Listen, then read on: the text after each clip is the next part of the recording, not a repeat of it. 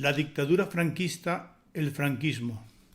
En el año 1939, una vez finalizada la guerra civil, se establece en España una dictadura militar en la que el general Franco ostenta todo el poder, recogido en las leyes fundamentales del reino, donde era el jefe del Estado, del gobierno, del ejército y jefe del partido único, la Falange. La dictadura franquista duró 36 años hasta la muerte de Franco en el año 1975. El franquismo, nombre que se le ha dado a la dictadura del general Franco, se sustentó sobre tres pilares ideológicos.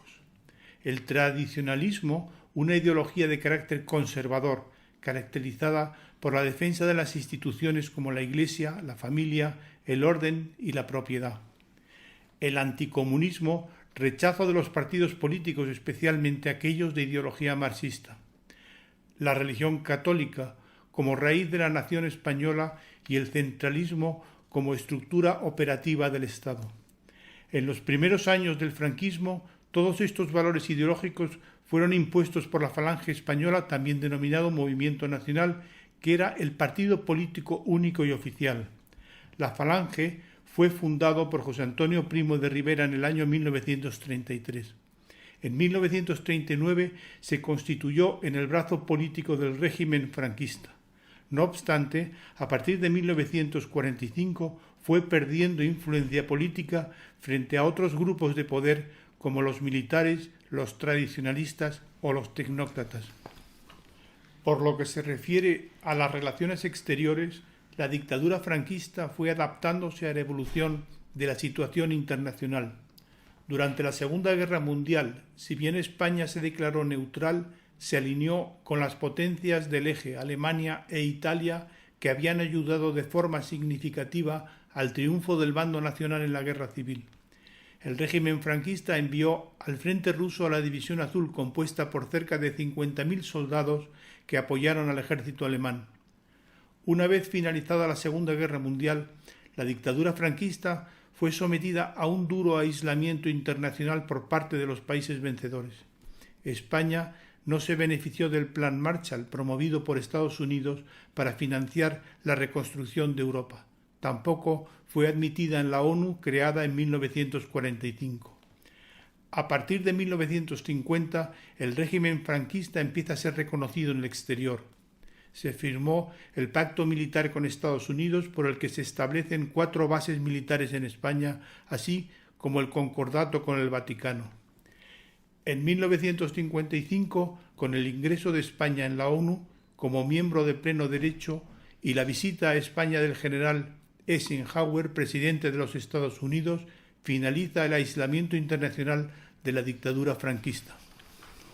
Los 35 años de la dictadura franquista pueden dividirse en 3 etapas: la posguerra, el desarrollo económico y la crisis y final del franquismo.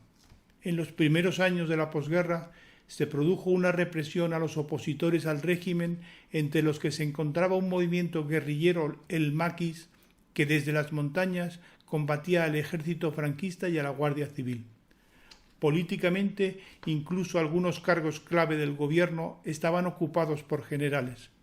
En este periodo hubo una gran crisis económica, cuya máxima expresión fueron las cartillas de racionamiento. El desarrollo económico se produce en la década de los 60 con el Plan de Estabilización de 1959, llevado a cabo por el gobierno conocido como los tecnócratas, que abre la economía española al exterior. Se establece la convertibilidad de la moneda española con el dólar, autorizándose las importaciones. El PIB de España crece a tasas superiores al 10% anual. La oposición al régimen franquista la ejercía fundamentalmente el Partido Comunista, que concentra sus esfuerzos en el ámbito universitario y sobre todo en el sindical, con la creación en 1960 del Sindicato Comisiones Obreras y la huelga de mineros de 1962. La crisis y el final del franquismo llega con el progresivo deterioro de la salud del general Franco, que obligó a planificar la continuidad de la dictadura. El almirante Carrero Blanco fue nombrado presidente de gobierno en 1973. Sin embargo, ese mismo año fue asesinado a manos de ETA.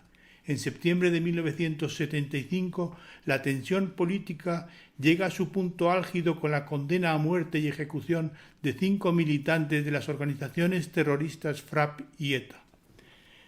El 20 de noviembre de 1975 muere el general Franco, abriendo así una nueva etapa en la historia de España. Comienza la transición democrática que culminaría con la Constitución española aprobada por referéndum nacional en 1978 y el establecimiento de la monarquía parlamentaria encabezada por el rey Juan Carlos I.